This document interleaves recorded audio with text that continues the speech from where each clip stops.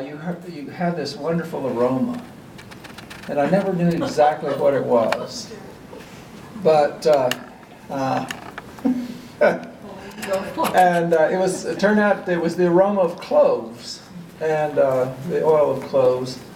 And so during the Depression, when this was all happening, we didn't have the ability. There were no convenience stores that you could just jump in your car if you could even afford the gas to go to a convenience store.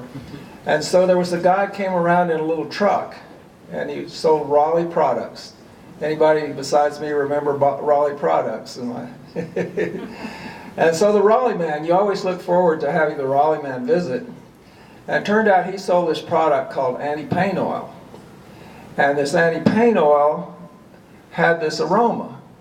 And so we figured out that my grandmother was one of his best customers. She bought this anti-pain oil every time the guy came around, which was fine. And I got a hold of a bottle and looked at it, and it was 80% alcohol. And she was a teetotaler. And she was a teetotaler, yes. Only better than vanilla. Okay, one last chance. Any other mod stories? Ed, you have a mod story too? Yes, I do. Come on up. And Hal. And Hal? Come on up, Hal. This is a very short one. I was probably in my late elementary years, so that would be putting it in the late 1950s. And my family went up to a kind of a family reunion. It might have been Maud's house, somewhere up the valley. And talk about a woman that knew a lot of information about a lot of subjects. I was captivated by her stories all night long. I sat at her feet and listened to her talk about everything that she wanted to talk about. And I remember the hearing aids, how she was hard of hearing. I don't know if she had hearing aids, but she was hard of hearing. But she was just a wonderful talker, and don't remember what it was all about, but I was there listening and soaking up every word of it. Neat. Awesome. Hal, come on up. Hal Mandel, I'm sure has lots of stories about mod. He called it Mandel. Thank you very much. I had the unique experience of my dad farmed in Canutillo. In my 8th grade year, 1947, he sold out his 1,700 acres of ranch and farmland, and that was February of my 8th grade year. And he moved, here I'm in my late 8th grade year, and he asked Aunt Lucille Fisher if I could bunk with her, stay with her for 3 months to finish up my 8th grade degree or class. And of course, as you all know, Aunt Lucille Fisher is an angel, absolute angel. She took care of Maud for years and years and years. And I lived with them for 3 months in February, March, April, May of 1947. You Maud people have great genes. She was a bright, bright gal. Really one of the smartest people. Bill Gates, head of Microsoft, doesn't have one thing on Maud. She recorded a hard drive record player disc and passed it on to all her kids, saying, hey, this is my philosophy on life, you know. And she was really forward thinking. And if you were an elected official representing Maud, Thomas didn't have anything above her ability to communicate. If you were elected and represented Maud, and she didn't agree with what you were doing, she put it on paper and mailed it to them wherever the postman could find it. And it was, who said, "Give them hell, Maud," and she did. Okay.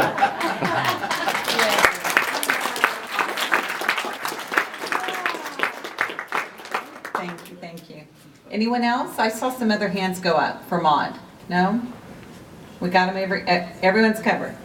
Okay, if you think of one and you really want to share it, just let us know. As we move on to Humboldt, Casad, and I believe Bob Barkley.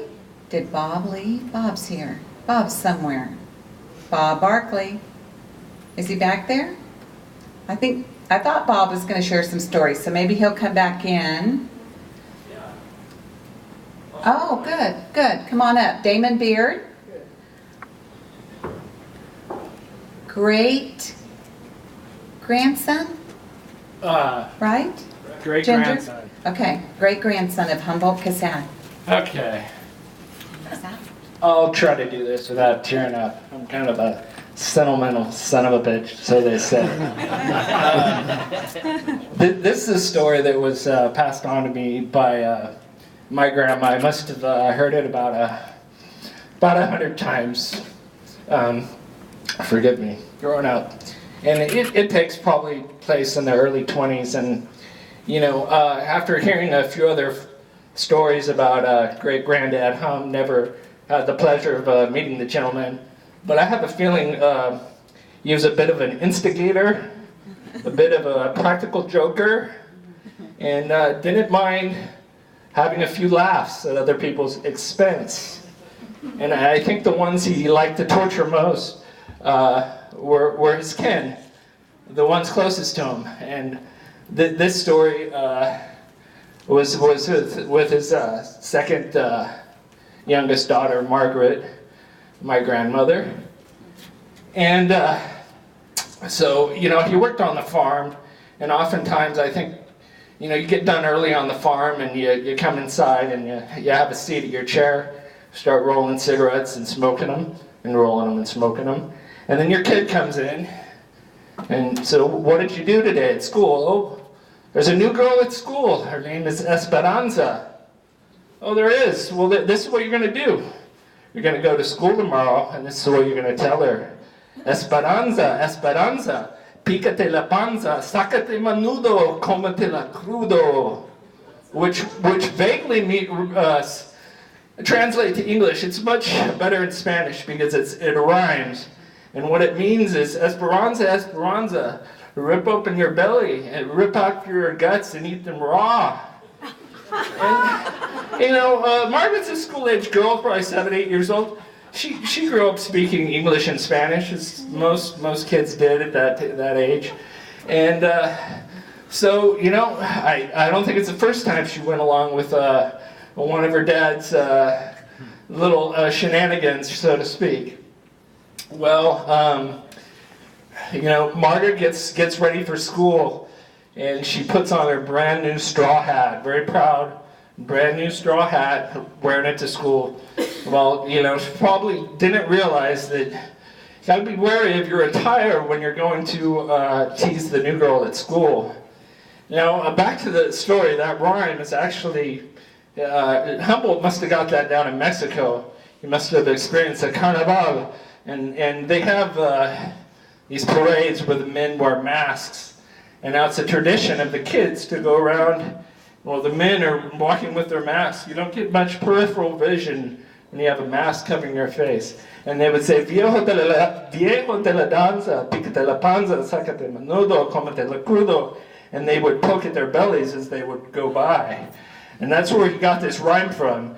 You know, she never mentioned this in the story that she would tell, but you know, that's where he got the rhyme from. And actually, if it weren't for that unoriginality of the story, I don't think I would be able to recall the Spanish, because I was able to get the history from a few Mexican friends and the beautiful internet. So she goes to school the next day, and sure enough, says Esperanza, Esperanza, pícate la panza, sácate menudo, cómete la crudo. Well, she didn't know Esperanza must have been teased coming in, because she grabbed her straw hat, ripped it right up, and they were into a scrapping fight. And the teacher had had to break it up, and she always ended the story like this. She was very proud of this. The teacher pulled her aside. She's like, "Now, Margaret, I know this wasn't your fault. You didn't start this, but we have to punish you anyways." And in those days, you got a few licks from the paddle, or if you were really unlucky, maybe the switch. Yuck. But I'm sure she never really mentioned it, but I'm sure great granddad Hum had a great laugh the next day coming home hearing how her day at school went. So that's the story. I remember that fondly as Esperanza and the straw hat.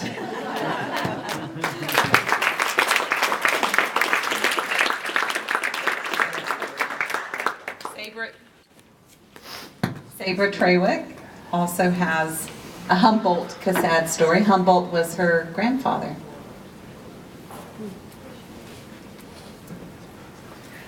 I also grew up hearing that little rhyme, and there was another one. Mother's name was Chot, her nickname, and that's how everybody knew her. But it was Chata Narata Narise Vegata, and this was probably from Hum too. Picate, picate, something, something, something. Anyway, Hum was really good at that. But this story really impacts all of us, and I think that's why it's something that I recall from my mother's many stories. She was the oldest in her family, so she recalled a lot of these history stories. So every summer, Sally would take all the children and the cattle and the Mexicans that worked on the farm, and they would summer in Ruidoso where it was cooler. And so one particular summer, all the children were up there, all of the children, so this impacts all of us. And Sally noticed Indian campfires around, and it kind of concerned her. So she went to some neighbors that were summering nearby, and she told them, "Those Indian campfires are really concerning me, and I think we're going to go back home." And they said, "Oh, we have a peace treaty with the Apaches. You don't need to worry about that. We're going to stay." But Sarah was very concerned, so she packed up all the cattle, all the kids, all the Mexicans, and they went back to Las Cruces. And they got word 6 weeks later that those families had been massacred. So none of us would be here today if she hadn't left. Wow. So that's a real impactful story. Wow.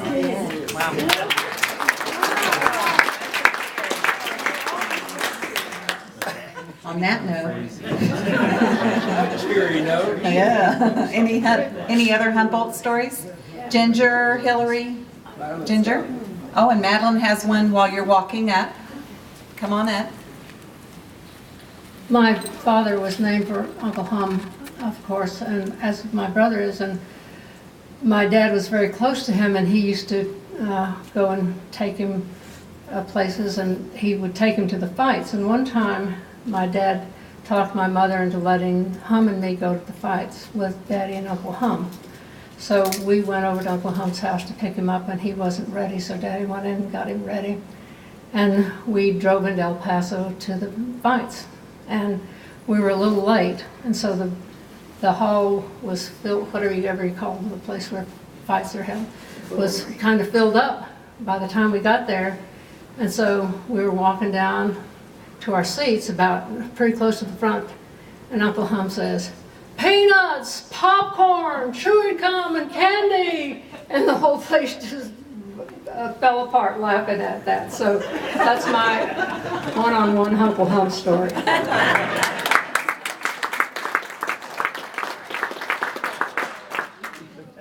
good.